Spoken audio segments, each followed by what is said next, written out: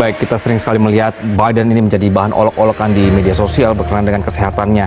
Nah, apakah sebenarnya penggantian dari calon presiden ini merupakan strategi politik dari Demokrat? Dan juga apakah Kamala Harris ini benar-benar akan maju? Kami akan membahasnya bersama pengamat hubungan internasional Dina Prapto Raharja. Mbak Dina, selamat pagi.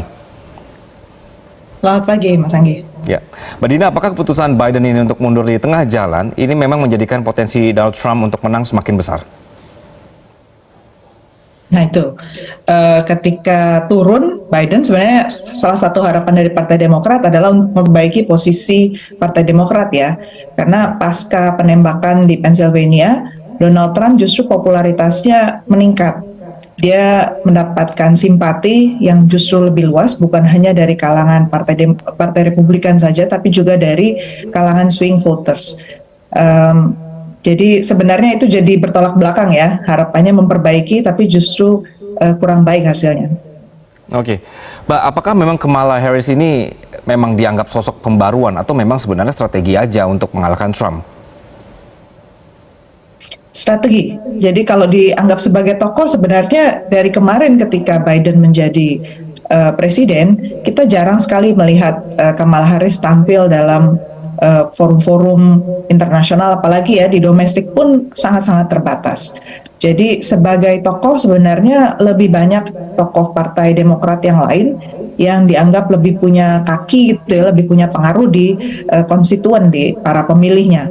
Jadi menurut saya dia lebih sebagai strategi saja dan yang lebih bisa mempersatukan suara lah ya Partai Demokrat gitu kira-kira. Apalagi Biden dalam statementnya walaupun tidak dikatakan sendiri tampil ya secara oral gitu, statementnya mengatakan Biden mendukung Harris. Ini soal uang juga Mas, karena uang untuk Partai Demokrat kan sudah masuk dan kandidat yang waktu itu diberikan dana adalah Biden. Jadi harus jelas juga Biden mendukung siapa. Oke, tapi sebenarnya Demokrat sendiri satu suara nggak sih Mbak sebenarnya sama Kamala? Nah itu masih tanda tanya juga di kalangan Partai Demokrat. Kemarin barusan saja ya Nancy Pelosi, Speaker of the House atau Ketua DPR, akhirnya mengeluarkan statement juga bahwa dia mendukung Kamala Harris. Tapi masih ada tanda tanya tokoh seperti Obama misalnya belum mengeluarkan statement. Hillary Clinton mengatakan dia mendukung Harris. Tapi kalangan kulit hitam nih yang menarik. Jadi kalau dibaca dari perkembangan di sana, kalangan kulit berwarna ternyata nggak satu suara juga. Jadi kelompok imigran misalnya, dan ini daerah swing state ya, di Arizona misalnya, itu besar jumlahnya, 24%-an. Pendekatan Harris selama ini di daerah sana dianggap kurang tepat oleh masyarakat di Arizona. Jadi kalau Arizona nanti kalah, dalam beberapa kali pemilu ini sangat menentukan sebenarnya. Jadi tanda tanya besar. Dia memang kulit berwarna tapi tidak dianggap kulit hitam. Sementara jumlah populasi kulit berwarna di Amerika Serikat masih lebih banyak yang keturunan African American. Baik, Mbak Dina, berarti kondisi Pilpres sekarang dengan tema warna kulit antara Kamala Harris dengan juga Barack Obama itu berbeda ya kondisinya ya? Beda. Jadi bagaimanapun juga orang melihat bukan hanya dia perempuan, tapi dia keturunan Asia.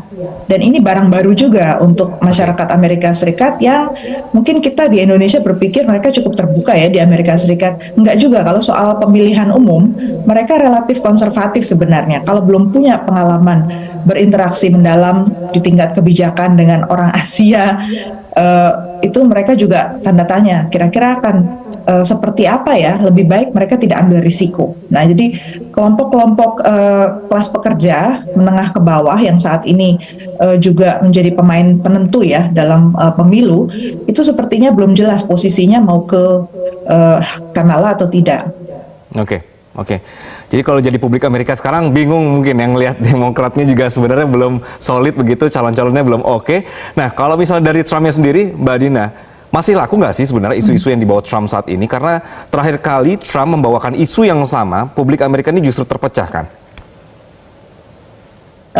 Menarik memang, Trump ini justru naik daun lagi.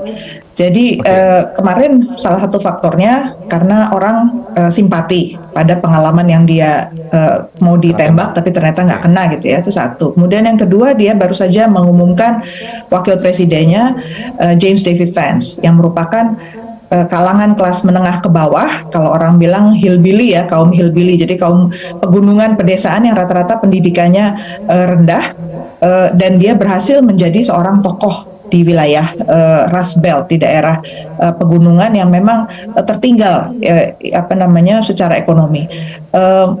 Dua langkah ini juga ditambah dengan kebiasaannya Trump ya untuk bicara itu gamblang, tetapi bisa mencari jalan gitu ya untuk bisnis dalam situasi yang ekonomi sulit seperti ini. Sepertinya naik daun lagi dia popularitasnya justru kemarin itu ada satu survei terakhir dari Daily Mail di mana dia ditanding langsung dengan Kamala Harris, itu popularitasnya ternyata jauh di depan Kamala Harris. 11 poin. Ini jarang-jarang, biasanya kalau polling belum pemilu masih jauh kayak sekarang ya, masih 3 bulanan, itu beda skor paling 1 digit gitu, 2 poin atau 3 poin atau 5 poin paling jauh, ini sampai 11. Artinya masih laku Donald Trump. Oke, masih laku. Berarti ada pengaruh bahwa sebenarnya lakunya Trump ini karena kasus penembakan kemarin, bukan karena dari segi visi misinya. Dari gimmick yang terjadi kemarin itu, kejadian kemarin itu boleh dikatakan sangat membantu lah, membuat popularitas dia meningkat, membuat orang melihat bahwa orang ini betul-betul seorang tokoh yang beruntung gitu ya. Kalau visi misi sebenarnya tidak terlalu banyak yang berubah ya, beliau ini orang yang sangat hitam putih, tidak bisa ada abu-abu gitu di tengahnya. Jadi kalau dengan Trump adalah solusinya dia harus misalnya tax cut gitu ya, potong pajak, ya udah potong pajak, nggak mungkin ada insentif dan yang lain-lain gitu ya, bumbu yang lain. Kalau terhadap misalnya Israel, dia mendukung Israel, ya dia akan mendukung Israel full. Jadi orang ini sangat hitam putih sebenarnya, sangat jelas dia mau ke arah mana. Oke. Sebenarnya ternyata gimmick-gimmick politik juga masih berpengaruh di politik Amerika Serikat begitu ya. Mbak Dina, terima kasih atas perspektif Anda di pagi hari ini.